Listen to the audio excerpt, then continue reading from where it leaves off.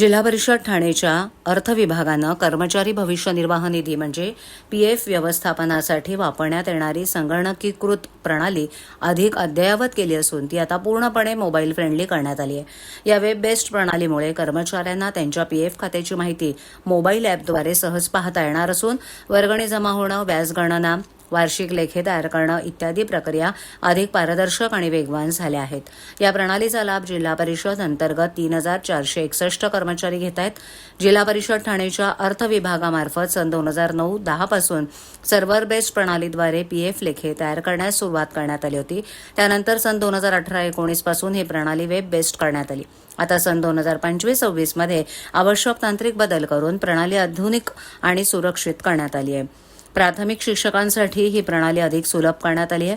शालार्थ प्रणालीमधील अनुसूची थेट इम्पोर्ट करून शिक्षकांना त्या खात्यात दरमहा वर्गणी जमा करण्याची सुविधा उपलब्ध झाली आहे। तसंच पंचायत समिती आणि मुख्यालय स्तरातील कर्मचारी अनुसूचीनुसार संबंधित कर्मचाऱ्यांच्या खात्यात थेट वर्गणी जमा करू शकतात। वर्गणी जमा झाल्यानंतर संबंधित कर्मचाऱ्यांना एसएमएसद्वारे तात्काळ माहिती दिली जाते।